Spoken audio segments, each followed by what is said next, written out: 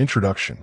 When the world falls silent and the city lights dim, a portal opens, subtle and inevitable, inviting the only journey capable of transforming the essence of being, the journey inward.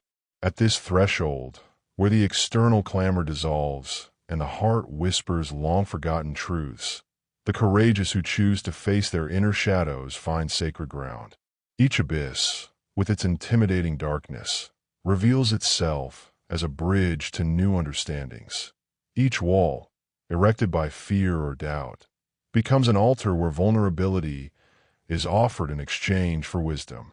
This journey, intertwined with the pain that sculpts the soul, the overcoming that forges resilience, and the silent alchemy that converts wounds into strength, unveils an ancient secret. The true shield, indestructible and intangible, lies not in the armor the world sees, but in the courage to explore the invisible, to inhabit discomfort, and to dance with one's own imperfections.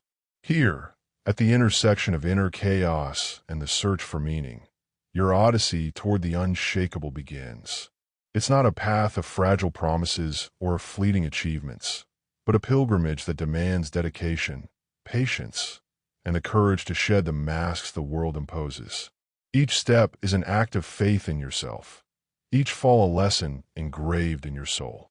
On this journey, you will discover that the most powerful light does not come from outside, but is born in the silence of those who learn to carry, with grace and determination, the weight and beauty of being fully human.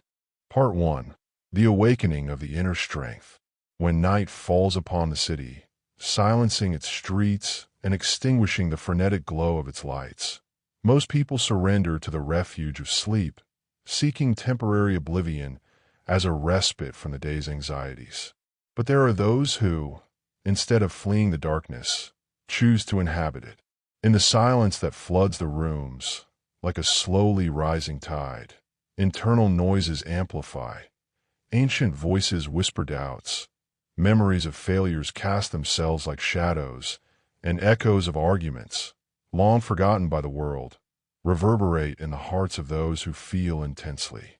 It is an inevitable invitation, and, for the brave, a sacred opportunity to look within. Sitting on the edge of the bed, the mattress sags under the weight of your body, and something else, the invisible burden of accumulated emotions. This is the moment of inventory, an intimate and urgent ritual. What feelings permeated your day? What other people's words, careless gestures, or sharp silences managed to penetrate the walls of your body, invading the vulnerable territory of your mind? Like a slow-motion film, you revisit everyday scenes. The colleague who looked away when you greeted him, as if you were invisible. The sharp comment on social media, disguised as criticism but loaded with venom. The impatience of family members at the table, turning dinner into a battlefield for small battles. Every event, no matter how small, leaves marks, some subtle, others deep as scars. At the beginning of this journey, each impact was like a stone thrown into a lake. The waves spread out, disordered, reaching every shore of your being, awakening anger, insecurity, or a nameless emptiness. But, over time, you learn the art of contemplation rather than reaction. Before the mirror, physical or metaphorical, you look at yourself and ask the questions that open doors. Why does this other person's gaze disturb me so much? What ancient absence is this pain trying to fill? What am I truly seeking when someone else's words shake me? These questions don't require immediate answers, but rather the courage to inhabit the discomfort, to hear what silence has to teach. You remember others who have walked this path.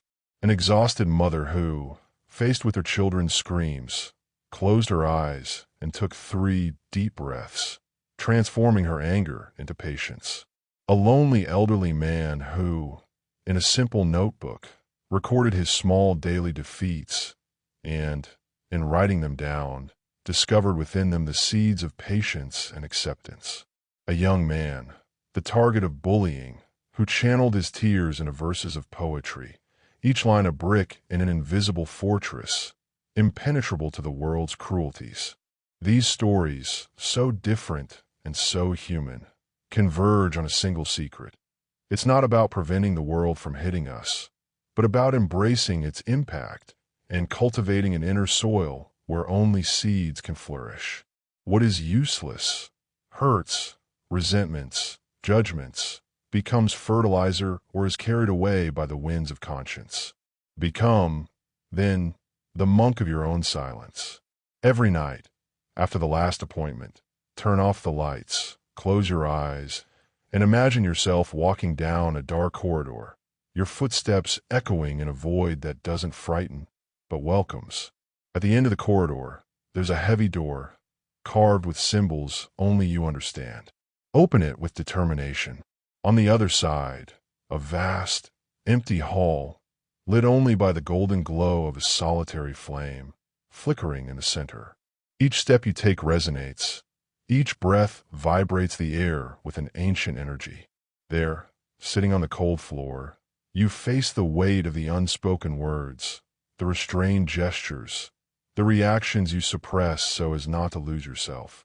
Breathe in deeply. Exhale the tension. Let the flame illuminate what needs to be seen. Now, allow the questions to emerge like gentle guides. At what point during the day did I react without thinking, driven by blind impulse? What hidden desire, for connection, affection, recognition, masked itself as anger or frustration? What did I fear losing when my balance faltered? Perhaps you recall the exact moment your patience slipped away, like sand through your fingers. Visualize the scene clearly. The environment, the sounds, the other person's face, the weight of your own disappointment. Don't shy away from the mistake. Embrace it as raw material, like raw clay to be molded. Every failure is a lesson. Every stumble, an invitation to build with greater care. Inner strength doesn't emerge ready-made, like a castle built overnight. It is built patiently, night after night, in slow and sacred labor, like that of the ancient cathedral builders, who laid each stone with reverence, knowing they might not see the work completed. Each crisis overcome, each impulse restrained, each silence chosen over a sharp response, is a new brick, laid with firm but compassionate hands. There is no rush. Time is our ally, and consistency is the mortar that binds the stones together. To anchor this practice in your body, try a physical exercise. Sit with your spine erect, your feet firmly on the ground, as if they were roots connecting to the heart of the earth. Visualize these roots descending deep into the planet's core, drawing in a calm, ancient energy. Feel it slowly rise through your legs, up your spine, until it floods your chest and head with a powerful stillness. Remain in this state and affirm, silently or softly, here, nothing takes me from my center. Everything can pass through me, but only what strengthens me remains. When a painful memory arises, a cruel comment, a rejection, a failure, gently press the palm of your hand against your heart. Feel the pulse of life, the weight of centuries of human search for balance. Repeat, like a mantra, I am not my reactions. I build my wall word by word, choice by choice. Let the phrase echo, blending with the sound of the branches swaying outside, the rhythm of the rain on the window, the silence that gradually quiets everything. In everyday life, every interaction becomes a living test of your fortitude. On a crowded bus, someone bumps into you abruptly. At the supermarket checkout, a sharp retort cuts through the air. In the past, the impulse would be immediate. A sharp retort, a disapproving look, a whisper of indignation. But now you pause. Take a deep breath. Count to 3. Perhaps manage a subtle smile. It's not resignation, but sovereignty. It's the conscious choice not to let the world dictate your inner state. The other person can notice. Sometimes they become more irritated, sometimes disconcerted, sometimes they don't even notice. It doesn't matter. Each pause strengthens your walls, and the world, little by little, loses its power to disturb your peace. Reflect now on your history. How many walls have you built driven solely by anger, fragile as sandcastles? How many fortresses have crumbled because they were built on shaky foundations of resentment or fear? From today on, commit to a new pact. In the face of the harshness of the world, respond with tenderness. In the face of cutting words, offer inner silence, the kind that is not empty, but full of presence. When you hear someone else's cry, see the wounded child hiding behind the aggression. In the face of contempt, keep your gaze steady, without pride or fear, only with the serenity of someone who knows who they are. So, create a closing ritual for each night, an act that seals the day's work. Grab a notebook, a sheet of paper, even a piece of paper, and write a line, just one, that represents a brick placed in your invisible wall. It could be gratitude for having calmly responded to a provocation, the clarity of acknowledging a mistake without punishing yourself, or the courage to let go of a hurt. Read this line aloud when you wake. Feel the echo of this small victory reverberate through your bones, warming your body like a ray of sunshine. Day after day, the fortress grows, not as an isolating barrier, but as a sanctuary that protects and welcomes.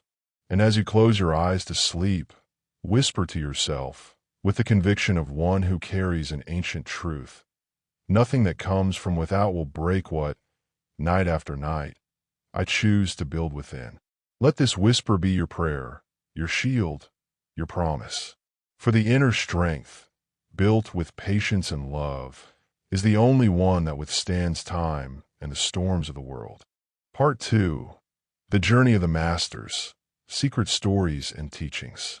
When one begins the journey towards self-mastery, one soon realizes that the path has already been trodden by others, whose footprints, etched in time, form an invisible map. They are the wise, silent masters and travelers of the soul, who crossed external deserts and faced internal storms, leaving not stone monuments but subtle legacies, quiet changes, simple gestures, words whispered in the wind that still echo as invitations to transformation. Discovering their stories is like unearthing secret manuscripts, hidden in forgotten chests of human history. Each line is a key that unlocks internal doors. Each story, a mirror reflecting one's own challenges, fears, and aspirations. These masters offer no ready-made answers, but lanterns to light the way, and it is up to you to decide how to hold them. Consider Maya, the lonely apprentice in a village where emotion was seen as weakness. At 20, she carried the burden of suppressing tears and silently screaming, suffocated by a world that demanded absolute control. One night, exhausted after a conflict with the village elders, she fell to her knees before an ancient oak tree, its roots exposed like veins in the earth. In desperation, she asked for a sign. A gentle breeze caressed her hair, and in the silence, an inner voice whispered, "The world may scream, but within you lies an indestructible temple." From that moment on, Maya committed to being an observer of herself. She no longer rushed into impulsive responses. She learned to distinguish between her own pain and the wounds of others projected upon her. Day after day, she practiced pausing, a breath before speaking, a watchful look before judging. His inner temple, once just a promise, began to take shape, brick by brick, built with patience and compassion. Stories like Maya's span centuries and cultures, uniting humanity in its common quest. In a monastery hidden in the mountains of Asia, there is the story of Shoji, a young monk who felt inferior, constantly teased by his peers.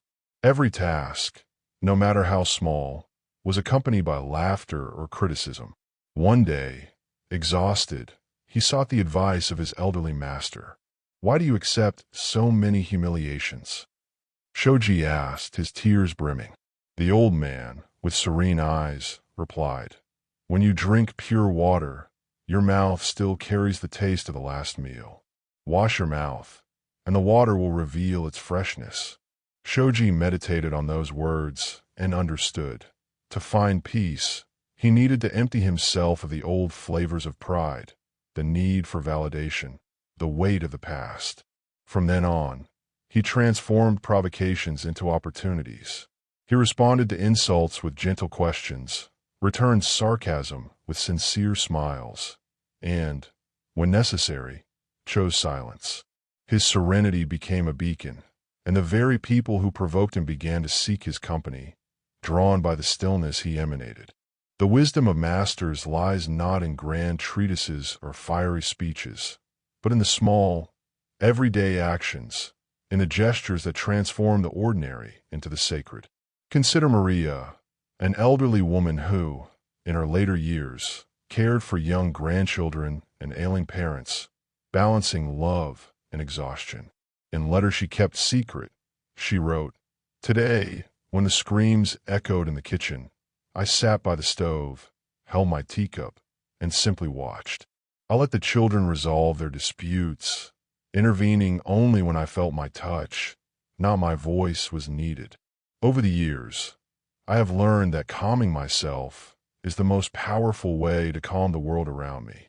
Maria did not seek glory. Her strength was built on the patience to listen, the choice not to react, the art of being present without losing herself. Among the masters is also Amaru, the pilgrim who crossed deserts to collect stories, prayers, and silences. Under a star-studded sky, he shared bread with distressed young people who asked him how to remain unshaken by criticism or rejection. Amaru, with a smile that seemed to carry the wisdom of 1,000 lifetimes, said, "Every word thrown at me is like a stone thrown into a lake. It sinks, but it doesn't alter the purity of the water unless I dive in to retrieve it." The young people, touched by the metaphor, began to practice detachment. They wrote down the offenses they received, but instead of storing them, they let them dissolve, like stones that sink without a trace. The image of the pure lake became a talisman, reminding them that inner peace does not depend on what comes from outside, but on the choice to not cling to what is useless. The teachings of the masters also manifest themselves in practices passed down through generations, like tools honed by use. One such practice is the third eye gaze.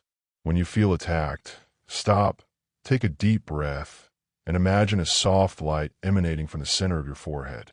With this light, observe the aggressor as if you could see beyond their physical shell, as if you saw the frightened child, the wounded adult, or the soul seeking solace behind the hostility. Practice this daily until compassion becomes instinctive. Write down in a notebook the changes you notice. Anger dissipating more quickly, automatic responses losing strength, the energy of the encounter transforming. Gradually, you will notice that the world around you begins to respond differently, as if your serenity created a magnetic field of calm. Another ancient practice is ritualized silence. Before bed, take a few minutes to retrospect on the day's conflicts. Visualize yourself within each situation, as if watching a slow-motion film. Observe your reactions, your words, your silences. Ask yourself, what master would inhabit my place at this moment? How would they respond if they were full of wisdom? Then, close your eyes and imagine, on the left side of your chest, a pulsating point of light, the counsel of the wise within, offering serenity and clarity. Write a sentence that summarizes what you learned, such as, "Today, I chose to listen before speaking," or, "I realized that the other person's anger was not directed at me." Each night, this practice strengthens the bridge between the impulsive self and the master self you are building. The master's accounts always point to detachment from pride, the greatest trap on the path. True victory lies not in overcoming others, but in transcending the ego. This is what the story of Helder teaches us. After being unfairly fired from a company where he had dedicated years of his life, he sat on a park bench and cried. He cried until the hurt dissolved, until only the clarity remained. Why do I repress the pain? It is mine. It will only stop hurting when it is embraced. He transformed this act into a weekly ritual, sitting to embrace his emotions without judgment, thanking even those who closed doors to him. Over time, he realized that closed doors guided him to new paths, and his gratitude became the foundation of an unshakable fortitude. Poetry of right asterisk. Asterisk, every master was once a humiliated apprentice, walking barefoot on embers of doubt. True teaching is not shouted. Whispers like wind on a calm night. The strength of the wise is made of accepted questions, of small choices repeated until they become flesh. Those who observe in silence have already begun to heal the world. Asterisk. The secret teachings manifest themselves in everyday challenges, transforming the ordinary into a practice field. The irritation in traffic, the judgmental look on the subway, the phone call with difficult news. Each moment is a test and, at the same time, an invitation to expansion. Instead of reacting with anger, close your eyes for a moment, breathe, and think, this too is training. Each confrontation is a golden brick in the construction of the master's self I choose to be.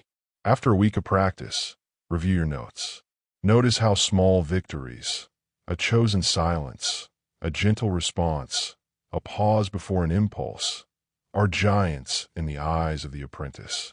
Look back and see the golden thread connecting these moments of self-control. Your surroundings begin to change. Silence begets silence. Compassion attracts compassion. Serenity becomes contagious. To seal this stage, create a ritual of connection with the masters who came before you. Sit under a tree, real or imaginary, and visualize a golden light descending from the top of your head, like a thread connecting you to ancestral wisdom. Feel the presence of your ancestors, mentors, spiritual masters, or even future versions of yourself, all around you, smiling. They know that the secret of the path is to become a witness to your own evolution. True fortitude is not a wall that separates, but a subtle, undisturbed, and welcoming resonance that expands with each conscious choice. The journey of the masters never ends. It is renewed every night, with every breath, with every pause you choose.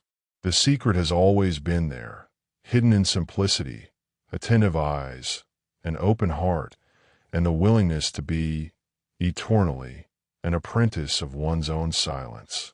Keep walking. The inner temple, with its foundations of patience and its pillars of compassion, is just beginning to take shape. Part 3. Secrets of Mental Self-Programming. The dawn is the silent guardian of those who dare to undertake the invisible work, the work done in stillness, far from the eyes of the world.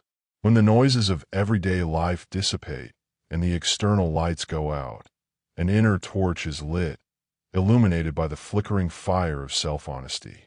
It is in this sacred space, where silence becomes a mirror, that the secrets of mental self-programming are revealed. This is an arduous, often lonely, but also profoundly transformative path, an invitation to resculpt one's mind, word by word, choice by choice. At first, entering the realm of the mind is like walking through a dense, wild forest. Twisted branches of past experiences intertwine, forming nearly impenetrable barriers. Invisible roots of ancient traumas dig deep beneath the soil of consciousness, fueling automatic thoughts that sprout without permission. Each step in this terrain carries the risk of stumbling upon old repetitions, the same anxieties that whisper doubts, the memories of injustices that cut like thorns, the impulsive reactions that arise even before rational thought can intervene. It is a chaotic but also fertile place, where every obstacle is an opportunity to replant, to cultivate something new. Imagine, then, sitting on the bank of a dark river, under a starless sky, listening to the rhythmic beating of your own heart. On the banks, distorted reflections reveal multiple selves, the self that screams in rage, the self that flees in silence, the self that pretends not to feel to protect itself. These reflections are not enemies, but fragments of a story that has not yet been fully understood. The invitation of ancient secrets is clear and inescapable. There is no way to tame the river of the mind without first diving into its waters.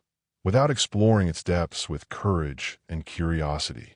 Only by knowing the current can it be redirected. The accounts of the great seekers who have walked this path before us are like lanterns illuminating the darkness. Helena, a teacher marked by years of rejection and relentless self-demand, described a simple yet powerful ritual in her journal. Every night, I make myself silent. I sit with a notebook and observe the avalanche of judgments that rush through me. I can't do it. They're going to abandon me. I've failed again. At first, I fought these voices, trying to silence them by force. But I learned that resisting only strengthened them. So I began to write them down, one by one. I gave them names, ages, and stories. I asked, "Where do you come from? Who taught you to speak this way?" Over time, I realized these thoughts weren't me. They were echoes, voices learned in moments of pain or fear. By naming them, I disarmed them, and little by little, I began to choose what to cultivate in my mind. The act of identifying and naming thoughts, as Helena did, is the first step towards mental self-programming, recognizing that the mind is not a monster to be fought, but a garden to be tended. Another account, that of Hugo, an executive exhausted by the pressure of work and the weight of his own insecurities, illustrates the importance of daily practice and patience. He wrote, "Each morning before facing the day, I look in the mirror and repeat, even without believing it, 'Today, I value my voice. My presence matters.'" At first, the words sounded empty, as if I were reciting a memorized text. But I continued, day after day, because I understood that repetition is a way of planting. Little by little, these words began to gain weight, like seeds germinating in prepared soil. The roots of fear, which had previously dominated, began to dry up, and shoots of courage emerged in their place. The discipline of autosuggestion, I learned, is an act of faith repeated 1,000 times until it becomes belief. Hugo discovered that the mind, like a muscle, can be trained, but it requires consistency, patience, and the courage to believe in what one cannot yet feel. Mental self-programming is, in essence, the art of redesigning the internal pathways through which thoughts flow.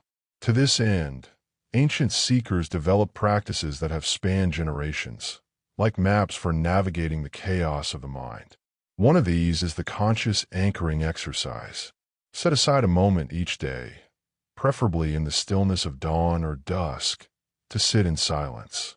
Close your eyes and visualize your mind as a room full of doors. Each door leads to a thought pattern, some open to trust, others to fear, and still others to self-criticism. Choose a door you want to strengthen, such as self-compassion, and imagine yourself walking through it. Inside, there is a clear space where you write a phrase you want your mind to adopt, such as, "I choose to respond calmly, not in haste." Repeat this phrase aloud or silently, feeling each word take root. Do this daily, and notice how, over time, this door becomes the easiest to open. Another powerful practice is dialogue with the inner observer. When a destructive thought arises, such as, "I'm not enough," or "I'll always fail," pause and imagine yourself as a neutral observer, sitting on a high stool, watching your mind as if it were a stage. Ask the thought, "Who are you? Why are you here?" Don't judge, just listen. Write down what comes to the surface, even if it seems confusing. This exercise, repeated over weeks, reveals hidden patterns and weakens the power of automatic thoughts, allowing you to replace them with conscious affirmations, such as, "I am greater than my doubts," or "Every mistake is a step towards wisdom." There's also the sensory substitution ritual. Choose a physical object that represents strength and serenity to you. A smooth stone, a pendant, a lit candle. Whenever you feel your mind being swept away by negative thoughts, hold this object and breathe deeply, imagining it absorbing the turbulence and restoring calm. While holding the object, repeat an empowering phrase such as, "My mind is clear, my heart is steady." Over time, the object becomes a physical trigger for tranquility a tactile reminder that you have the power to redirect your thoughts. Masters of mental self-programming teach that the process is not about eliminating unwanted thoughts, but about learning not to identify with them. As Aisha, a young artist who struggled with constant self-criticism, recounts, I imagined my negative thoughts as passing clouds in the sky of my mind. At first, I wanted to push them away, but that only made them grow. Then I learned to observe them without getting attached. I told myself, you are just a cloud, not the sky. Gradually, I began to paint more freely because I realized that the sky, my essence, was always there, untouched. Aisha's practice is a reminder. The mind may be a stage for storms, but you are the unchanging sky behind them. To integrate these practices into your daily life, create a reprogramming script. Every night before bed, take 5 minutes to review your day. Ask yourself, what thoughts dominated me today? Which ones do I want to cultivate tomorrow? Write a single sentence that represents the mindset you want to strengthen, such as, I choose peace, even in chaos. When you wake up, read this sentence and visualize it as a seed planted in your mind. Throughout the day, whenever you feel an old pattern emerge, touch the anchor object or pause to breathe, reaffirming your sentence. Over time, these small actions rewrite the mind circuitry, transforming automatic impulses into conscious choices. Poetry of right asterisk. Asterisk, the mind is a river, sometimes calm, sometimes fierce. Dive without fear, get to know its waters. Every thought is a wave, not a destination. Plant seeds with words, water them with silence. The sky of the soul remains, even under the storm. Asterisk. After weeks of practice, return to your journals. Notice how thoughts that once seemed like mountains are now just stones in the path. Notice how pauses have become more natural, how empowering phrases have begun to ring true. Mental self-programming isn't magic. It's a sculptor's work, sculpting the mind with patience and precision. Each conscious choice is a chisel, each daily practice a stroke that reveals the hidden masterpiece. To close, imagine yourself once again at the edge of the dark river, but now with a torch in your hand. The light you carry no longer flickers. It shines steadily, illuminating the banks. The reflections of your multiple selves are still there, but now you see them clearly.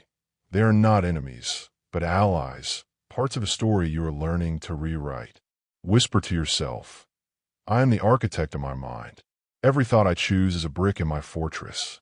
Let this certainty echo, blending with the sound of the river, the beating of your heart, the silence of the dawn. The invisible work is just beginning, but with each night, you become more skillful, wiser, more in control of yourself. Part 4. Flying over chaos. How nothing shakes the spirit. There are days when storms arise before the sun even rises above the horizon, as if the universe conspired to test the limits of your patience.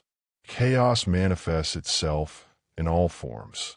The hurried messenger who cuts you off in traffic, the alarming news that arrives without warning, the judgmental look that cuts through like an arrow, the small domestic crises that explode at the dinner table, the veiled demands at work, the external threats that weigh like dark clouds. Sometimes, chaos is a flood of simultaneous problems, a wave that threatens to engulf everything. Other times, it's a constant murmur, a buzzing that undermines peace and steals clarity. At these times, the world seems to demand an immediate reaction to everything, pulling you into the center of its whirlpool. But there is a secret kept by those who have learned to navigate these storms. It is possible to soar above chaos, to hover above it, without being dragged by its currents. Learning to soar above chaos is a long-term exercise, a practice that requires patience, courage, and a radical shift in perspective.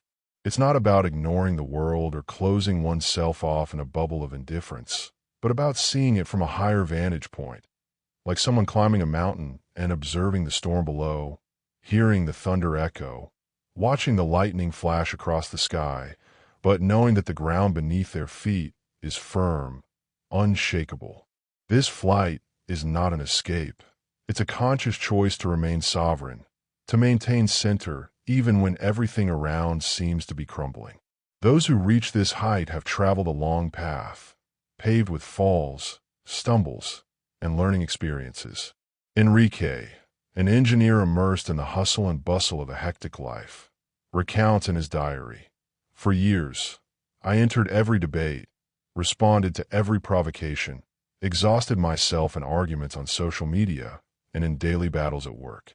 I thought I needed to defend myself, prove my worth, win every confrontation. But I realized that in the arena of chaos, there will always be another adversary willing to lower the level even further, and emerging unscathed was nearly impossible. Tired of losing energy, I began practicing from a distance. I observed the fights as if they were a spectacle, without letting myself be swallowed up. At first, I felt cowardly, as if I were giving up. But over time, I understood true power lies not in fighting chaos, but in not being swallowed by it. Choosing when and how to engage is my victory." Enrique's story teaches that soaring above chaos begins with the decision not to drown in its turbulent waters. Vivian, a therapist who struggled with anxiety, found her own equation for serenity on nature trails. She writes, "When anxiety came, like a wave pulling me under, I would walk to a clearing and sit on a rock in the wind. I would watch the leaves falling, swirling in the air, landing on the ground. The chaos was there, in the wind, in the clouds, and the noise, but it was only part of the picture, not the whole. I began to see the chaotic events of my life like those leaves. They arrive, they swirl, they leave. I didn't need to hold them or fight them. I began to accept them as part of the cycle, and that freed me." Vivian's practice reveals a profound truth. Chaos doesn't have to be the enemy. It could be just an element of the scenery, something you observe without getting lost. In everyday life, chaos takes the form of microaggressions. The driver who honks impatiently, the colleague who predicts disaster in an alarmist tone, the family members who turn a trivial conversation into a heated debate. It's easy to get sucked into the center of the maelstrom, where emotions take over and automatic reactions dictate the pace. But the true art of mastery lies in cultivating a healthy distance from the drama, without falling into the trap of indifference. You can feel the impact, the anger, the frustration, the pain, but you choose how to respond. You can welcome what arrives, but direct your energy toward creative calm, the kind that transforms conflicts into opportunities for growth. Guided practice, the serenity sphere. To begin soaring above the chaos, try this simple yet powerful exercise. In a tense moment, whether in traffic, in an argument, or faced with disturbing news, pause. Close your eyes for a moment, if possible, and breathe deeply. Imagine yourself in the center of a busy square, with voices, noises, and movement coming from all directions. Feel your accelerated pulse, the heat of adrenaline.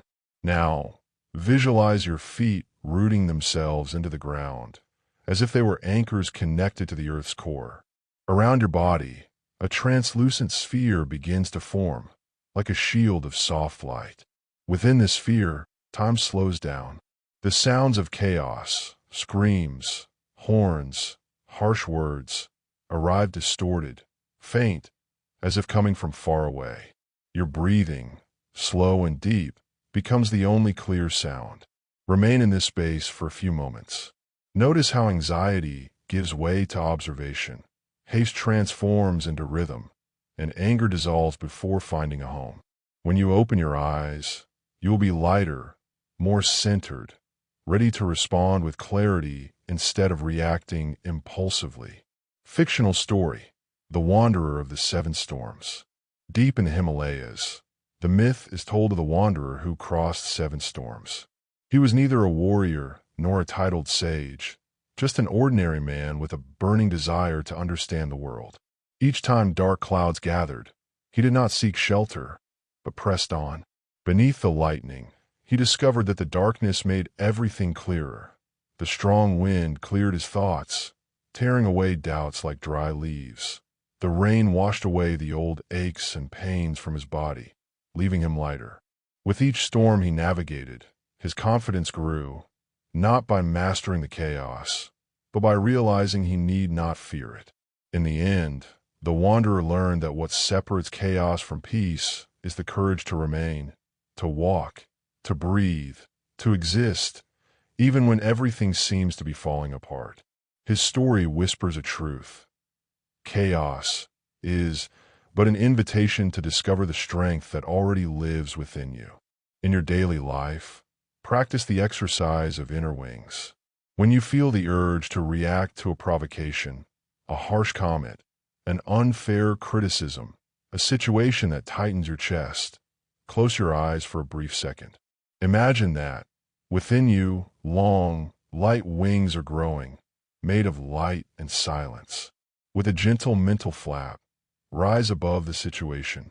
See the scene from the outside, as if floating, the faces, the words, the movement. Observe until the initial emotion, anger, fear, frustration, dissolves in a rarefied air of understanding. Then, choose how to descend. Sometimes, the best thing is to simply move on, leaving the conflict behind. Other times, it's to look into the other person's eyes and offer a calm smile, a kind word. Almost always, the simple act of flying is enough to change the tone of the moment. Consider the metaphor of the storm bird, a legendary creature that fears no storm. While others seek shelter, the bird flies into the rain, crossing winds and thunder until emerging renewed on the other side. Within yourself, you can do the same.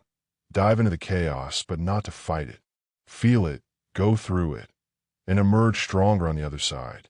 This means embracing emotion without letting it dominate, listening to criticism without making it true, facing conflict without becoming part of it. Flight ritual. To anchor this practice, create a simple ritual. Every time you experience a chaotic situation and manage to maintain or regain calm, to soar above the whirlwind, mark that moment with a symbol. It could be a line in a notebook, a stone in your pocket, a bracelet you touch, or simply a deep, intentional breath. At the end of the week, count your victories. See how many flights you've taken, how many times you chose peace over combat. Gradually, the flights become more natural than the falls, and the rhythm of the chaos transforms into a melody you learn to dance to. Visual scenery. Imagine heavy rain beating against a window pane, lightning ripping through the darkness, thunder echoing like distant drums. In the center of the scene, you stand in a meditative position, surrounded by a halo of soft, almost palpable light. With each breath, the noise of the storm diminishes, as if the outside world yields to the force of your inner silence. Your breathing, slow and deep, drowns out all other sounds. The rain continues, but now it's just a backdrop. The light around you grows, and the chaos quiets, as if recognizing your sovereignty. Poetic testimony. Today I woke to thunder, but I chose to dance rather than hide. The voices around me try to pull me into the drama, but I soared high within myself, where the air is light and the world seems small, comprehensible. I am the storm, and I am the shelter, serene and wild, because I learned to soar above the chaos. Every conflict is a draft that lifts me. Every crisis, an invitation to soar higher. I don't run, I don't fight, I just fly, and that is enough. Reflective questions and invitation to movement. How many storms do you face each week? What dramas do you still hold onto out of habit, out of fear of appearing weak? How high can you climb before the weight of the world pulls you back down? In the next crisis, remember, there is a space above the chaos, a refuge born of choice. The world of fighting, of automatic reactions, doesn't deserve your best. Save your energy for yourself, for the flights that matter. Leave the arena, climb, observe, and return only when and how you choose. From storm to storm, you transform. Chaos, once a monster, becomes a master. Each flight strengthens you. Each pause elevates you.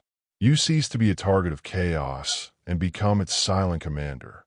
Not because you have conquered the world, but because you have learned to soar above it, with wings forged in silence, in choice, and in the courage to remain whole. Part 5. Messages from the Ancients, the Code of the Invisible. In the deep stillness of dawn, when the world slows down and the veil between the visible and the invisible grows thinner, the messages of the ancients begin to whisper. They traverse time, carried by winds from forgotten eras, transmitted in secret to those who dare to walk beyond the paths of the crowd. The code of the invisible is not engraved on imposing monuments or proclaimed in grand speeches. It hides in subtle symbols and dusty books, in coded words that survive orally, in the silent gestures of beings who inhabit the margins of the world's gaze. These masters, the invisible ones, do not seek applause or recognition.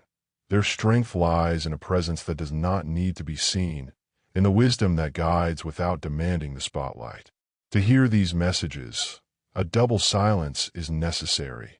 External, which quiets the noise of the world, and internal, which empties certainties and makes room for the unknown. Imagine yourself entering an ancient library, lit only by a soft, flickering light. The shelves are filled with thick books, time-worn maps, parchments with burnt edges that exude the scent of distant eras. Opening one of these volumes, you find simple yet powerful verses. The secret is never to place yourself in the center of combat.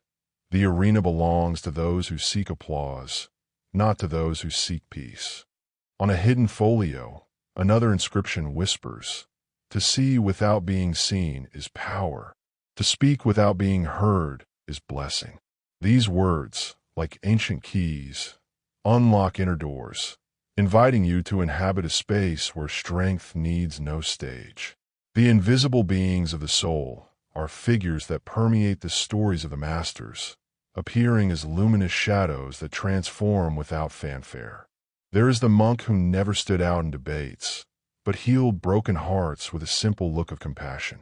There is the silent sorceress who crossed crowded squares, inspiring respect without uttering a word, as if her presence were a silent enchantment.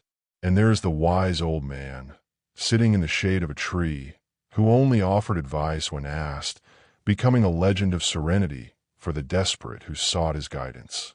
These invisible beings do not impose themselves. They exist as discreet beacons, guiding only those who know how to look carefully. Among ancient tales, the story of Kara stands out, a spiritual pilgrim who wandered without a trace, yet transformed every village she passed through. It is said that Kara dissolved discord with almost imperceptible gestures, a light touch on the shoulder, a look that seemed to peer into the soul. She restored courage with whispered phrases in the ear, words that dissolved in a thin air but echoed in hearts for years. Before leaving, always anonymous, Kara carved small symbols on rocks or tree trunks. A circle within a circle, the seal of the invisible, a reminder that true strength is that which needs no proclaiming. Her legend survives not in statues, but in the stories of communities that, without knowing how, found peace after her passing. The code of the invisible is clear. Do not react to chaos. Do not shrink from pain. Do not seek validation in the world's responses. Be a living presence, at once a shield and a bridge. The greatest secret is to become invisible to provocations, visible only to those who deserve your energy. When attacked, return silence. When praised, accept with modesty. When weakened, seek strength in the invisible, in the circle engraved on your chest, in the all-seeing eye, in the star that shines beneath the skin of your soul. Ritualistic exercise, the hidden symbol. To embody the code of the invisible, practice the occult symbol ritual. In a moment of silence, draw an invisible circle with your finger over the center of your chest, where your heart beats. Imagine that within this circle resides your energetic fortress, an untouchable space where no external words or judgments can enter. Whenever you feel the weight of criticism, negative emotions, or unnecessary conflicts, evoke this circle in silence. Trace it again with your finger, feel its presence, and repeat internally. Here, I am protected. My strength is my invisibility. This simple gesture will become your wall, your sacred code, a protection that does not harm, only preserves. Mantras of the ancients. Recite these words, inspired by the unseen, as a daily reminder. May my light never be too strong to blind, nor too weak to disappear. Silence is the path of those who know more than they say. In the face of insult, I am the sand that does not keep its grip. Repeat these mantras in moments of tension, letting their words take root, like seeds that blossom into serenity. Weekly practice, ritual invisibility. Choose a moment during the week to withdraw from the crowd, not in isolation, but in an act of ritual invisibility. It could be a solitary walk, a moment of meditation at home, or even an intentional silence in the middle of a heated conversation. During this moment, breathe deeply and write down in a notebook the situations in which you were called to retaliate, justify, or combat. Reflect. How was I invisible today? When did I choose silence over response? When did I transform an offense into energy for my ascension? Observe how these choices, however small they may seem, build a subtle but unshakable strength. Each chosen silence is a step toward inhabiting the code of the invisible. Microhistory, the counselor of Paina. In an ancient kingdom, there was a king's advisor whose presence was felt but never recorded in the official annals. He appeared at crucial moments, always on the sidelines of major decisions, with eyes that seemed to carry the wisdom of 1,000 lifetimes. Once, during a war council, as generals shouted and the king hesitated, the advisor dropped a white feather onto the table. The gesture, almost imperceptible, silenced the room. A feather weighs little, he said, but its flight is free. Choose the weight of war or the lightness of peace. The king understood, the generals hesitated, and war was averted. The advisor departed without leaving his name, but the feather became a secret symbol, engraved on hidden coats of arms, a reminder that true influence needs no fame. Poetic testimony of a modern seeker. I've learned to write my name in the mist, knowing the wind will carry it away. When I'm criticized, praised, or ignored, I let the words pass like clouds. I keep only what strengthens me. The rest belongs to the world, not to me. My strength is being seen only by those who see with their hearts, and my peace is knowing I don't need a stage to exist. Visualization exercise. Footprints of light. Close your eyes and imagine yourself walking through a bustling city, a crowded market, or a dense forest. With each step, your feet leave traces of golden light, visible only to those who look carefully. As you weave through crowds, ask yourself, how many battles have I been spared by choosing to be invisible? How many times have I walked on the edges of the stage instead of fighting for the center? Feel the lightness of not carrying the weight of other people's disputes, of not needing to prove anything to anyone. Invisibility talisman practice. Choose a small, meaningful object, a smooth stone, a pendant, a folded piece of paper, to be your invisibility talisman. Carry it with you or keep in a special place. Every time you feel the urge to engage in unnecessary battle, an argument, an ego defense, an impulsive reaction, touch the talisman. Trace the invisible circle on your chest and repeat the mantra. My path is that of silent presence. My strength is the invisibility that does not subtract, only preserves. Over time, the talisman will become a physical reminder of the code of the invisible, an anchor for your serenity. Reflection questions. What fights can you choose not to enter without missing anything essential? At what moments has silence been your greatest shield, your bridge to new horizons? What would change in your life if you valued the subtle power of the symbol, the rite, the well-kept secret? Closing ritual. At the end of each day, take a piece of paper and draw the symbol of your invisible wall. A circle within a circle, a feather, a star, or any shape that resonates with you. As you draw, recall the battles you avoided, the moments you were respected without saying a word, the times your light guided you without needing to impose itself. Before you sleep, look at the symbol and feel its strength. It is the mark of the invisible, proof that you are learning to inhabit the code of the ancients. Final message from the ancients. Asterisk, the greatest strength is the one that no one sees. The true master is the one who does not need to be noticed. The legacy of the invisible is light, a sigh in the wind, a symbol hidden under the skin, a peace that remains, even when the world is in turmoil around. Asterisk. By embracing the code of the invisible, something changes forever. You shed the excesses, the need for validation, the weight of disputes, the urgency to be seen. You discover that authenticity doesn't require a stage, only presence. Your invisible wall is ready, engraved with the secrets of the ancients, protecting and guiding you in the mastery of silence.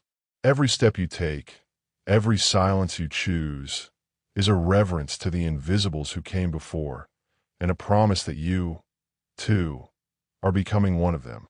Part 6. Practical Rituals for Emotional Transmutation. On the invisible stage of human emotions, each day brings its own storm, an unpredictable dance of feelings that emerge like unexpected visitors. Anger, guilt, sadness, anguish, each arrives without warning, ready to take center stage, hijack peace, and rewrite the heart's routines. The ancients, wise in their simplicity, knew that the secret lies not in denying or fighting these emotions, but in learning to transform them, like alchemists converting raw lead into shining gold. Rituals of emotional transmutation are not mere repeated gestures. They are bridges that lead from pain to freedom, from heaviness to lightness, from chaos to clarity.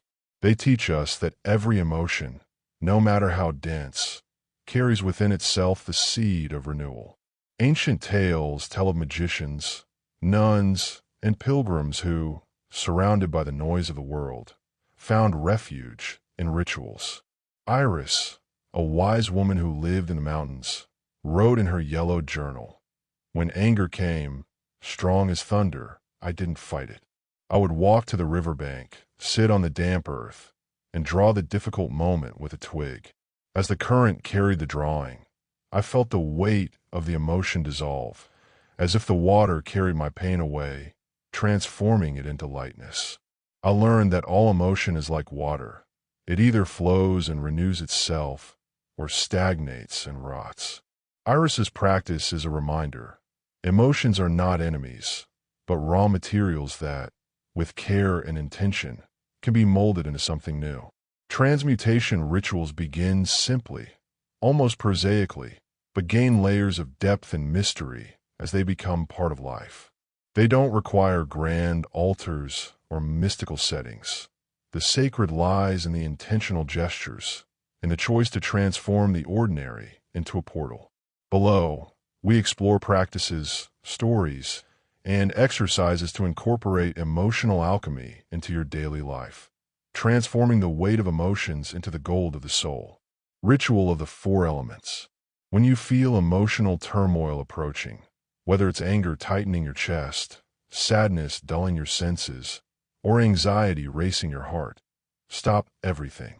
Find a place where you can be with yourself, even if only for a few minutes. Sit with your spine straight, feet firmly on the floor, and follow these steps. Air. Inhale deeply for 4 seconds, imagining the air element purifying your lungs. Visualize the oxygen bringing clarity to your mind, like a wind sweeping away dark clouds. Fire. Close your eyes and imagine the element of fire burning away any remnants of hurt or tension. See the flames consume what is no longer useful, leaving only revitalizing warmth. Earth. Touch the ground with your hands, feeling the earth element anchor your energies. Imagine roots growing from your feet, connecting you to the stability of the planet, restoring balance. Water. Hold a glass of water, or visualize a river if there is no water nearby. Allow the water element to flow, carrying away what you no longer wish to carry. Drink the water slowly, feeling it purify your inner self. Repeat this ritual whenever an emotion threatens to overwhelm you. It's a bridge that connects body, mind, and soul, transforming inner chaos into harmony. Transmutation Report. The Notebook Ritual. Nadir, a young man who faced constant humiliation at work, developed a ritual that helped him transform his emotions. He wrote, "Every evening, I would take out my notebook and, in large letters, write down the emotion that dominated my heart. Anger, humiliation, sadness. Then I would scribble over the word, as if dissolving it, and write empowering phrases over it. Today, I accept my vulnerability. I am capable of learning from pain. Others do not dictate my essence." At first, it was just an exercise, but over time, I noticed that the dense emotions diminished. By recording them, I understood them. By reframing them, I transformed them. Nadir's ritual is an accessible practice. A notebook, a pen, and the courage to name what you feel are enough to begin the alchemy. Other everyday rituals. Simple everyday gestures can become portals of transmutation when done with intention. Consider these practices. Set the table carefully. After an argument or a tense moment, set the table as an act of restoration. Each plate aligned, each piece of cutlery placed with care, is an invitation to realign your emotions. Light a candle. Dedicate the flame to your inner peace. As the candle burns, visualize your negative emotions being consumed by the light, transformed into energy of renewal. Create a healing playlist. Choose soothing music that soothes the soul. Listen to it in times of turmoil, letting the melodies untangle emotional knots. Walk barefoot, in a park, on the beach, or even at home. Feel the ground beneath your feet. Each step is a surrender to the earth, a reminder that you don't need to run from pain, but to walk through it. Guided exercise. The alchemy of colors. Close your eyes and recall the most disturbing moment of the day. Identify the dominant emotion and associate it with a color. Red for anger, blue for sadness, gray for guilt, yellow for fear. Inhale deeply, visualizing this color taking shape in your chest. Now, imagine a golden light beginning to emerge, like a sun rising within you. See the color of the emotion being enveloped by this gold, dissolving and transforming into pure light. Feel the energy circulate through your body, warming and revitalizing. As you exhale, give thanks for the cycle. All pain felt becomes wisdom. There is no forbidden emotion. There is only the possibility of alchemy. Repeat for a few minutes, until you feel the emotion lose its strength. Inspiring story. The fire ritual. Helena, a nurse burdened by years of frustration, found liberation in a fire ritual. One night, exhausted after a chaotic shift, she gathered dry leaves from the yard and wrote on them the hurts she carried. The names of colleagues who had disrespected her, moments of powerlessness, guilt that wasn't hers.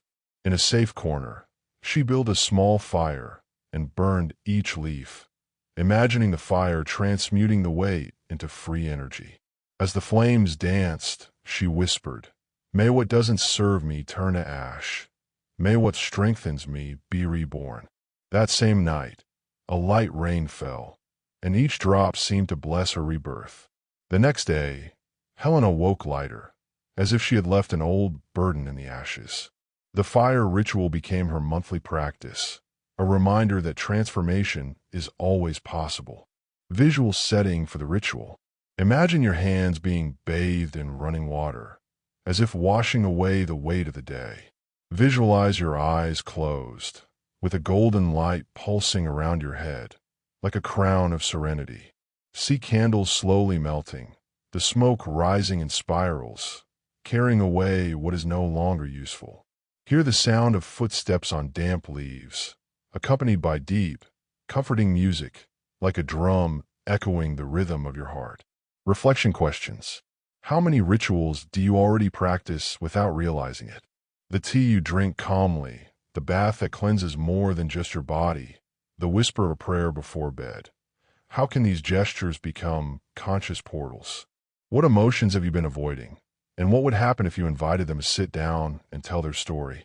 How to transform the ordinary into the sacred, making each gesture a bridge to transmutation. Deep practice for days of crisis. In moments of great turmoil, find a quiet space, light a candle and sit before it, focusing on the movement of the flame.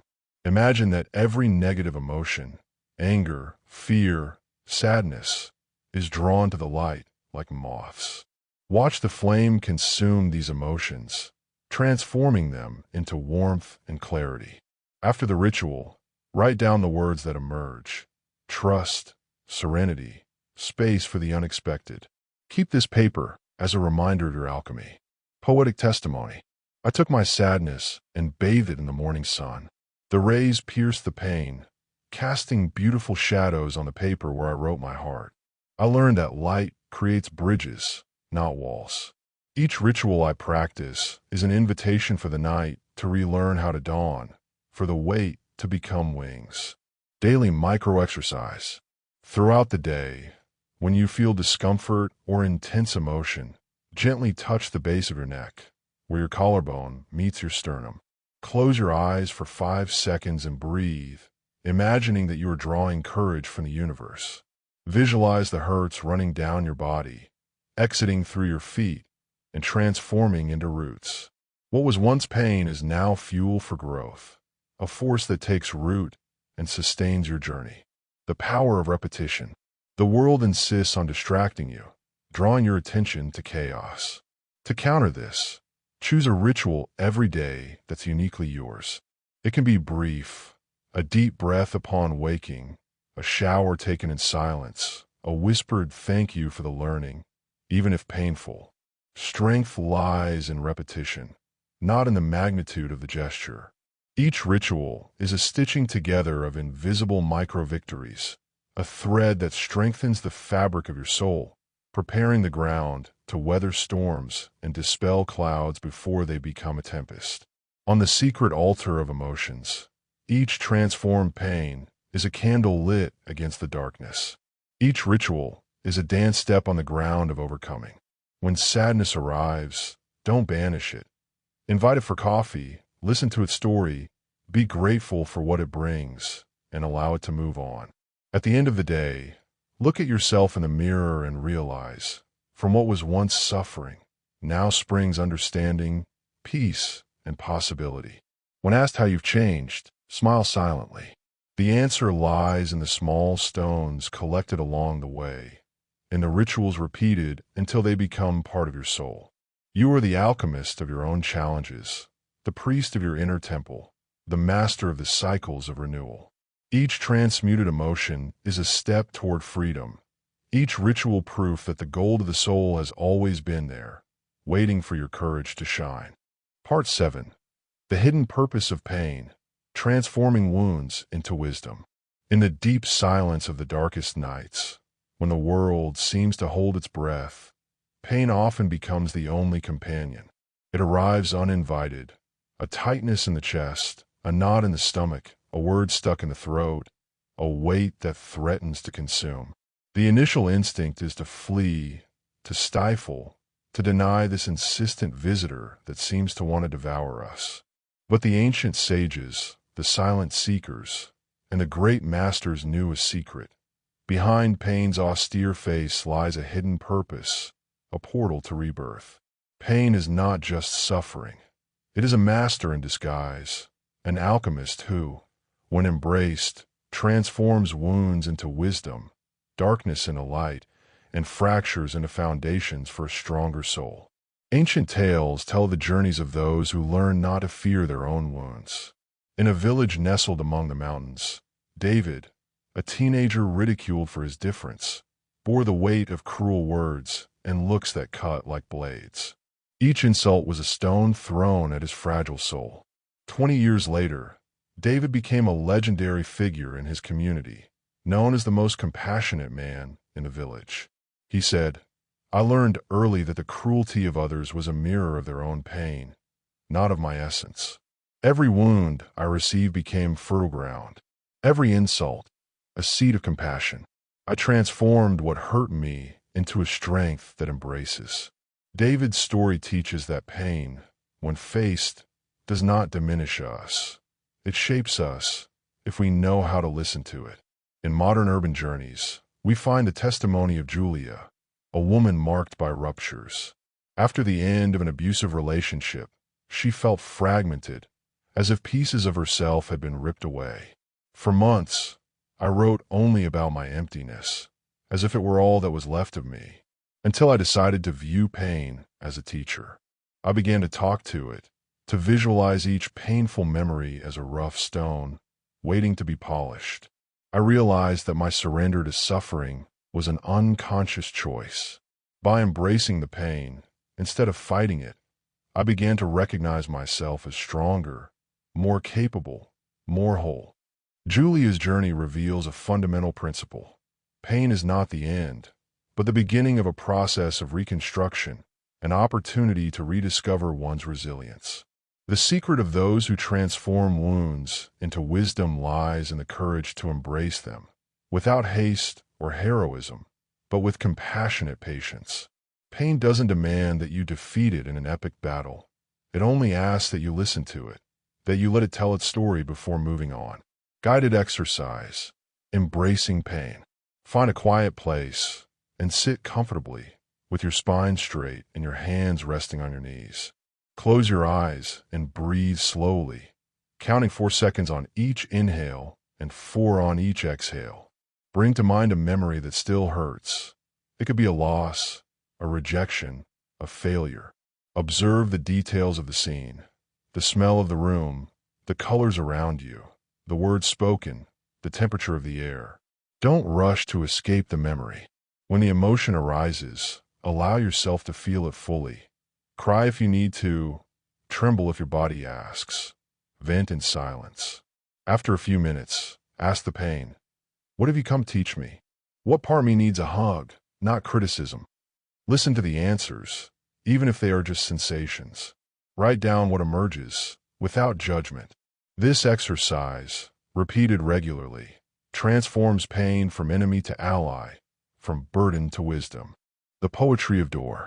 Pain is the wind that knocks down dry leaves, but prepares the soil for new seeds. It is the darkness that seems endless, but teaches us to appreciate the dawn. It is the scar that does not disappear, but adorns the body, reminding us that we are survivors, not victims. A soul honed by pain becomes more sensitive to the touch of life, more open to the beauty that emerges from the cracks. Symbolic rituals for the crossing. Rituals are bridges that help us overcome pain, transforming it into something greater. Try these practices. In writing, grab a notebook and write letters that will never be sent, addressed to the people or situations that caused you pain. Say everything, unfiltered, without shame. Pour out your anger, hurt, and sadness. When you're finished, tear up or burn the papers, visualizing the toxic memories being released, like smoke dissipating into the air. In the body, sit on the floor, preferably in contact with the earth. Touch your chest, at the center of your heart, and imagine a violet light filling every inch of the pain. Inhale, feeling the warmth of this light grow. Exhale, visualizing the wounds transforming into thin, deep roots, anchoring your story in the soil. What was once weakness now becomes nourishment for new virtues, such as patience, empathy, and resilience. In everyday life, practice small acts of connection. Hug someone for no apparent reason. Look into a stranger's eyes and silently wish for them to find healing for their own pain. Realize that every suffering you embrace transforms into empathy, bringing you closer and connecting you to the world. Fictional story. The Scar Monk. In a monastery shrouded in fog lived Abjar, a monk who was always silent and whose presence emanated an almost palpable serenity. A deep scar crisscrossed his face, visible at every ceremony, arousing curiosity. One night, a novice dared to ask, "Why don't you hide the mark?" Abjar smiled and replied, "If we could see the hidden wounds of others, we would realize that we are all marked. The difference lies in how we bear these marks. I chose to transform my scar into a medal of evolution." The novice, touched by those words, began to see his own frailties as trophies of enduring courage. Abjar's story spread throughout the monastery, reminding everyone that wounds, when embraced, become symbols of victory. Ritual gratitude. To transform pain into wisdom, practice the ritual of gratitude. In moments of sadness or discouragement, sit quietly and say, quietly or in your mind, "I'm grateful for the pain, for it made me search for meaning. I'm grateful for every tear, for it renewed the soil of my soul. I'm grateful for the falls, for they created the momentum to rise." Repeat these words until they resonate as truth. This simple yet powerful ritual rewrites the narrative of pain, transforming it from a burden into a teacher. Transmutation visual scene. Imagine a person in tears before an open window, the rain falling outside, as if the sky were crying with them. The light of the storm illuminates their face, but gradually they close their eyes and breathe deeply. The scene changes.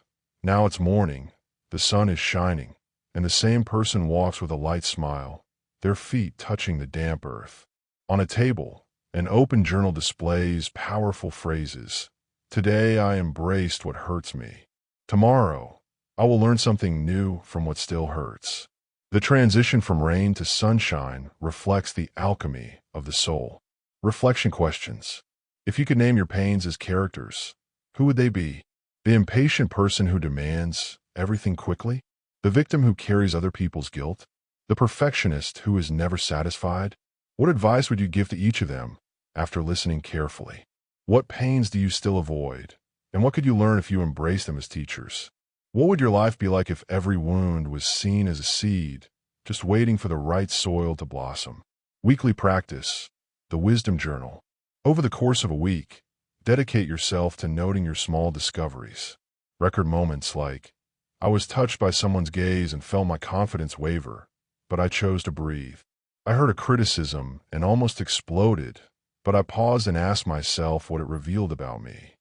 I realized that my greatest pain is not being heard. I vowed to listen to my own voice every day." At the end of each month, revisit these pages and celebrate the lessons learned. My pain has lessened, not because it disappeared, but because it is transformed into understanding. My world opens up with each new lesson learned from suffering. Poetry of alchemy. Asterisk in the chest. A flame that never goes out. Even when the wind blows hard, she resists. From the deep night, he makes the soil to be reborn in the day. What seemed impossible, transmute pain into compassion, wound into wisdom, is the greatest achievement of the soul that dares to live. Asterisk. Pain, in the end, is not a punishment. It is an invitation. When accepted, it turns the soil of the soul, renews the seeds, and prepares the ground for surprising harvests. True strength lies not in avoiding suffering, but in being sensitive enough to feel it, vulnerable enough to embrace it, and resilient enough to transform it. Only those who traverse the shadow learn to fully celebrate the light. Each wound, when polished, becomes a jewel of wisdom, a reminder that you are simultaneously the wounded and the healer, the student and the teacher, the soil and the seed. Part 8. Signs of Ascension. How to know you have become unshakable. There comes a moment in the journey when the traveler realizes, almost by surprise, that the storms that once shook him have lost their power. What was once an overwhelming threat, cutting words, judgmental looks, situations that set the heart ablaze, is now reduced to a distant murmur, an echo that finds no home. The voices that provoked, the questions that burned, the conflicts that seemed non-negotiable pass like wind through dry leaves, leaving no trace. The signs of ascension emerge first as a whisper of wonder, then become a silent routine, and finally crystallize as the natural state of the spirit. Becoming unshakable does not mean ceasing to feel. It is gaining the freedom to choose how to respond, to inhabit a center that no external storm can destabilize. Stories of ascension span centuries, cultures, and settings, uniting those who have discovered this subtle force. Miriam, a retired teacher, faced years of judgment for her authenticity, for questioning conventions, for diving into depths where others preferred to float on the surface. She wrote, "For a long time, every criticism was like a hot iron, branding my soul. But once, upon hearing a sharp provocation, I realized that nothing moved within me. There was no anger, no defensiveness, only a calm silence. In that moment, I understood that I had crossed a threshold. Over time, Miriam realized that other people's tension no longer needed to become her own. She learned to observe the world without being dragged by it, to embrace emotions without allowing them to control her. Amidst the noisy cities of today, Gustavo, a young man who previously lived trapped in reactivity, discovered similar signs. He says, "I was driven by impulses. Every attack from my boss, every sarcastic comment from a colleague, every delay in traffic was a personal battle. Until one day, I realized I no longer felt the need to respond, to justify myself, to step into the ring. I began to observe, to smile, to breathe, and to move forward. And something magical happened. The environment around me changed. People seemed less hostile, my body carried less anxiety, and my mind became lighter. I didn't change the world. I changed how I see it." Gustavo's story reveals that ascension lies not in dominating others, but in mastering oneself, transforming external chaos into a landscape that can be observed with serenity. One of the clearest signs of ascension is active indifference, not a cold disregard, but a serene wisdom that allows you to choose where to invest your energy. Situations that once triggered anger or insecurity now become opportunities for contemplation. The old impulse to wage war, to prove your worth, or to have the last word, dissolves in the conscious pause. Your gaze turns inward, finding a self that is no longer hostage to what comes from without. You realize that the world's provocations are like passing clouds. They come, but they don't have to stay. Daily practice, the center review. At the end of each day, take 5 minutes to sit in silence. Revisit the encounters, the conversations, the moments that threaten to knock you off center. Ask yourself, where did I feel the impact? Where did I choose not to react? Notice the moments where before there would have been pain, anger, or defensiveness, but now there are only subtle pulsations, like a lake calming after a rock falls. Celebrate each moment of non-reaction, each chosen pause, each silence that replaced an impulsive response. Notice how your body feels lighter, your gaze deeper, your smile more spontaneous. These are signs that you are ascending. Ritual to measure evolution. Once a week, intentionally confront something that used to destabilize you. A recurring criticism, an irritating delay, someone close to you experiencing drama.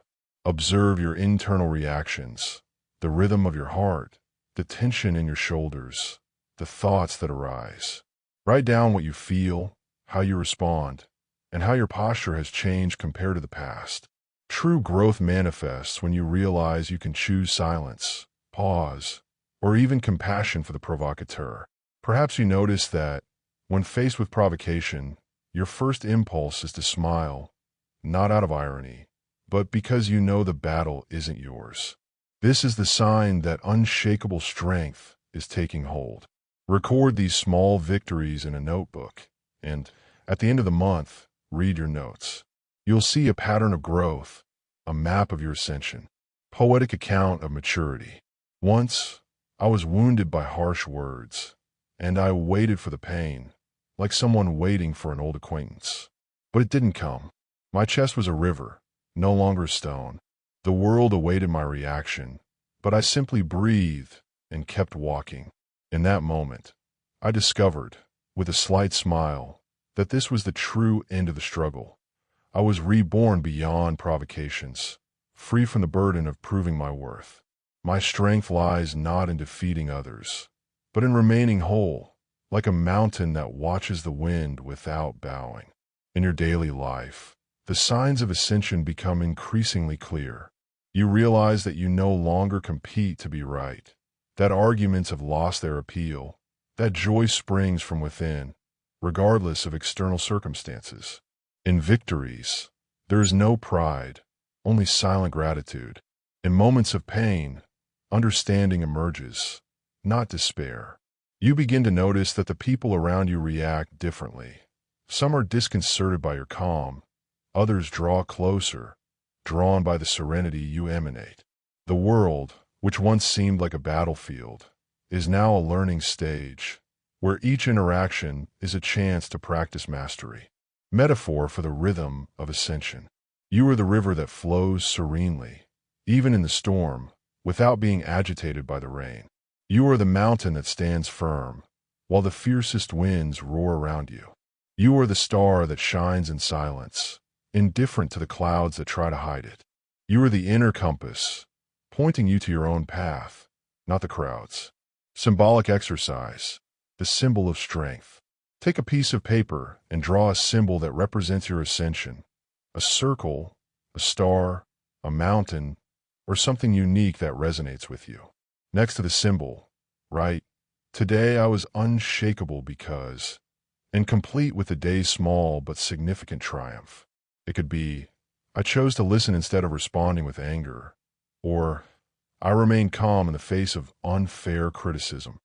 At the end of the week, read your notes aloud, feeling the weight of each victory. These moments, however small they may seem, are the building blocks of your unshakable fortress. Keep the paper in a special place, as a reminder that ascension is built day by day. Concrete signs of ascension. Natural pauses. You hesitate before reacting, and this pause is no longer effort, but instinct. Body lightness. Tension in the shoulders, tightness in the chest, and knots in the stomach appear less, or disappear more quickly. Mental clarity. Automatic thoughts of defense or self-criticism give way to calm and intentional reflections. Spontaneous empathy. You begin to see the pain behind other people's aggression, responding with compassion instead of confrontation. Internal joy. Happiness no longer depends on external validation and begins to emerge from simple moments, such as a deep breath or chosen silence. Reflection questions. When was the last time you felt the world try and pull you off center, but you remained steadfast? What has changed in you since then? What provocations, which previously shook you, now pass without leaving any marks? What would your life be like if every interaction was seen as an opportunity to practice unshakable serenity? Ascension visual scene. Imagine a mountain under a stormy sky, with dark clouds and howling winds all around. At the top, you stand, feet firmly planted on the rock, your face serene, your eyes shining with an inner light. The storm roars, but doesn't touch you. Each flash of lightning illuminates your outline, revealing a silhouette that doesn't bend. In the background, a star shines, visible even through the clouds. Your breathing is slow, synchronized with the earth's pulse, and a subtle smile crosses your face. The certainty of someone who knows the chaos is just a backdrop. Final invitation. Ascension is not the absence of emotions, but the freedom from being ruled by them. To become unshakable is to become flexible as bamboo, gentle as the breeze, free from the weight of pride. The journey never ends. Each day brings new tests, new chances to soar. But with each step, you realize unshakability is not a distant goal, it is a state that already lives within you, just waiting to be recognized. Celebrate the small victories, the chosen silences, the transformative pauses.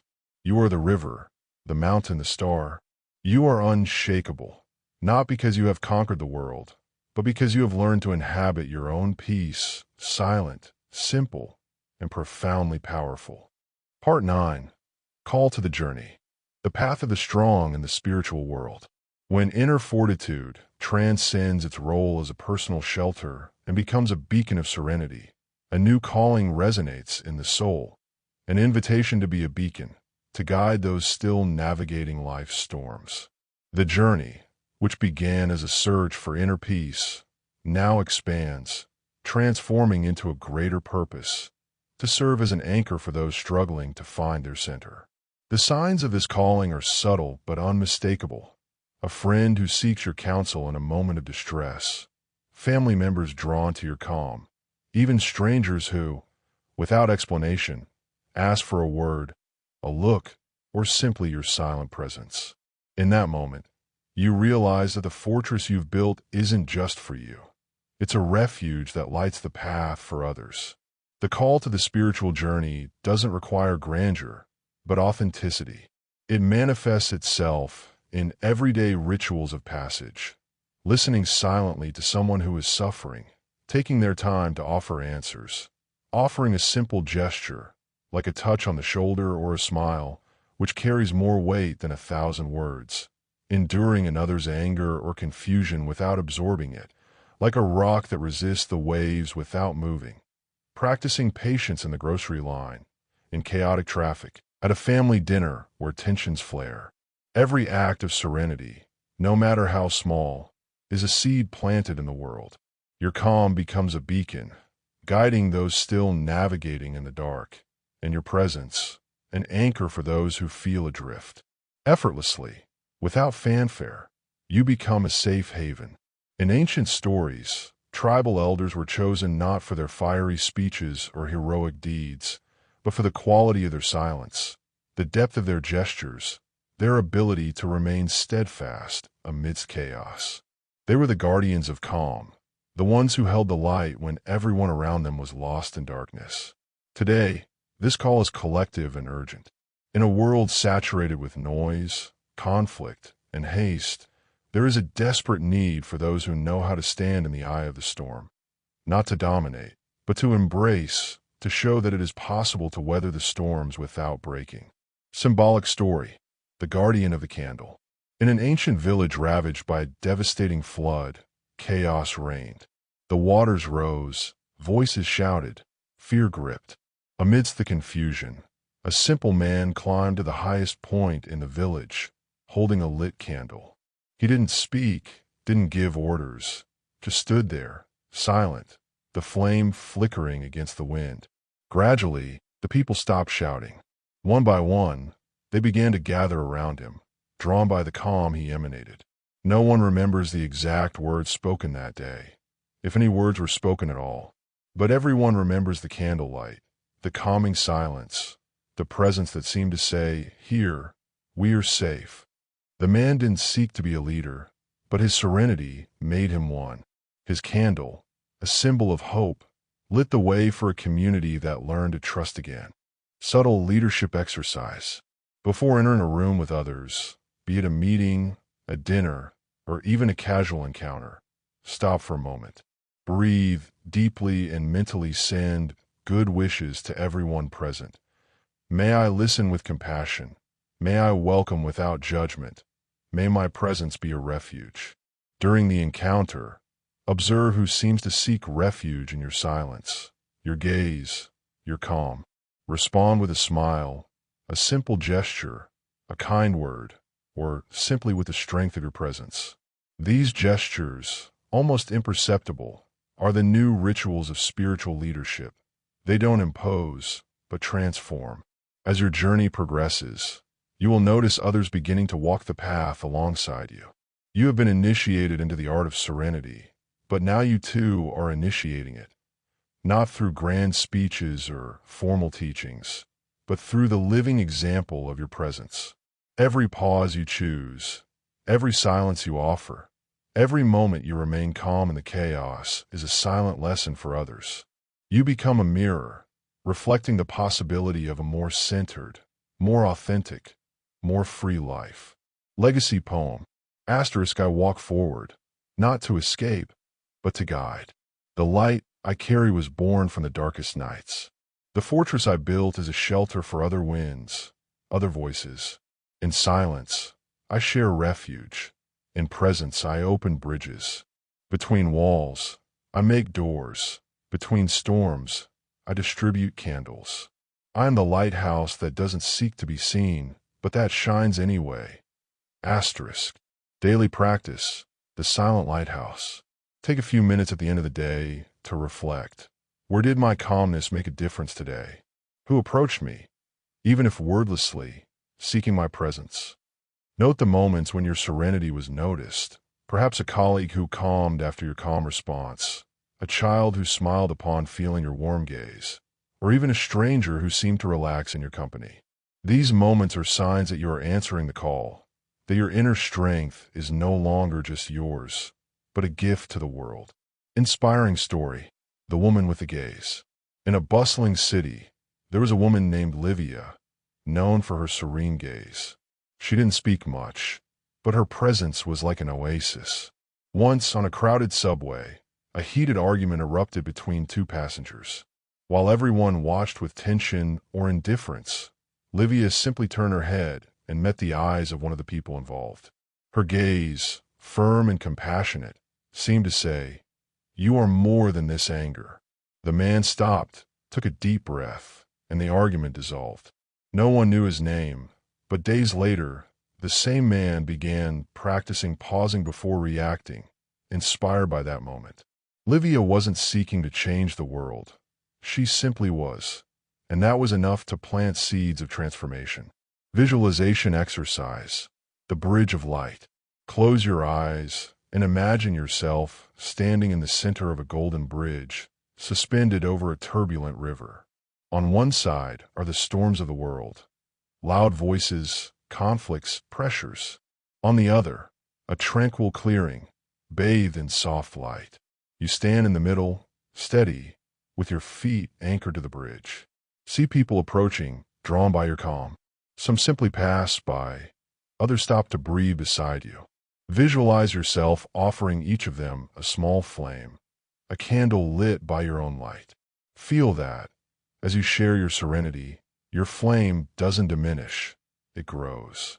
Open your eyes and carry this image into your day. You are the bridge, the lighthouse, the invitation for others to find their own path. Reflection questions. Who has sought your presence, even without saying so, drawn by your calm? How can you nurture those moments? In what situations has your serenity changed the tone of a room, even if only subtly? What would the world be like if more people answer the call to be silent beacons? Consecration ritual. Once a week, choose a moment to consecrate your role as a spiritual guide. Light a candle or hold an object that represents your journey, a stone, a pendant, a notebook.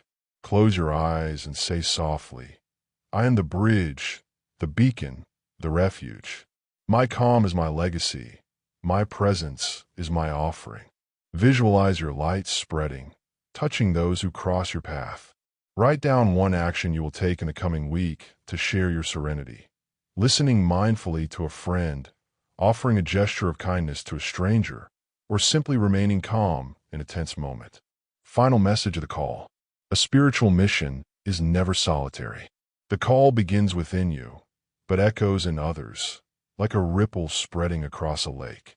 The path of the strong in the spiritual world is at once a journey, a bridge, and a celebration, a dance between what you build within yourself and what you offer to the world. You don't need to be perfect. You just need to be present. Every silence you choose, every pause you practice, every compassionate look you offer is a candle lit in the darkness, an invitation for others to awaken to themselves and to the collective. You are the keeper of the candle, the builder of the bridge, the lighthouse that doesn't seek to be seen, but shines nonetheless. Keep walking, not to escape, but to guide. Your fortress is now a sanctuary, open to those who seek the light. And by answering the call, you discover that true ascension lies not in reaching the summit, but in sharing the path with all who cross your path. Conclusion. The journey outlined in these pages does not end with the end of this itinerary, nor with the silence that follows the closing of a video, nor with the thoughts that echo after the stillness of the night.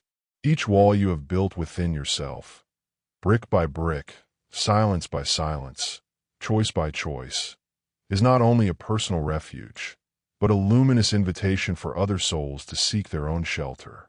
The inner fortress you have built, with patience and courage, transcends the self and becomes a beacon, a bridge, a sanctuary for the world. Do not keep the fire you now carry to yourself. Share your stories, sow kindly attitudes, inspire with the silent weight of your presence. The world, in its haste and chaos, cries out for the calm of new initiates, for the serenity of those who have learned to raise the invisible. If, along this journey, you felt transformation pulse, in a phrase that touched your heart, in an exercise that brought clarity, in a moment of pause that revealed your strength, don't let the journey stop here. Return to these practices whenever you feel your walls tremble, when the weight of the world threatens to shake your center. Share your experience, whether with words spoken to a friend, with gestures that soothe a stranger, or with the silence that calms a room. Your presence, now shaped by the wisdom of the journey, is a guiding beacon, an anchor that stabilizes. Join your flame to the flame of other seekers, forming a chain of light that illuminates the collective path. Each gesture of serenity, each choice of compassion, strengthens this invisible network of souls who dare to be unshakable. Final legacy poem. The journey of the strong is woven in solitary steps, but never walked alone. Each chosen silence is a stone in the common foundation. Each pause, an invitation to the dance of renewal. My light, forged in shadows, does not shine for me alone. It lights the path for those who are still searching. I am the keeper of my flame, but also the torchbearer who guides. Invitation to continuity. The spiritual journey is an endless cycle, a spiral that deepens and expands. Continue practicing the rituals that resonate with you. The circle drawn on your chest, the writing that liberates, the pause that transforms. Record your victories, however small they may seem, and celebrate the growth they reveal. When the world feels heavy, remember, your fortress is not just a shield, but a sacred space that welcomes others. Be the presence that soothes, the gaze that understands, the calm that inspires. You do not walk alone. You are connected to the ancients who whispered their secrets, to the masters who left footprints of light, and to the future seekers who will be inspired by your journey. Final questions for reflection. How can your calm be a gift to the world around you? What small gestures can you offer today to light someone else's path? What does it mean to you to be a silent beacon in a stormy world? Closing ritual. Before closing this chapter, pick up an object that represents your journey, a stone, a candle, a notebook. Hold it and close your eyes. Visualize your inner fortress, now solid, shining with a golden light that extends beyond you, reaching those who cross your path. Say softly, I am the bridge, the beacon, the refuge. My journey is my offering to the world. Keep this object as a talisman, a reminder that you are part of an ancient chain, an initiate who, by strengthening yourself, strengthens the collective. The journey of the strong is made of solitary steps, but never walked in isolation. Each conscious choice, each moment of serenity, is a thread woven into the tapestry of humanity. Keep walking, not only for yourself, but for all who will find inspiration in your journey. Your story, forged in the courage to face the invisible, is a living flame, a legacy for the ancestral community and for every future master who, like you, will dare to shape their own destiny.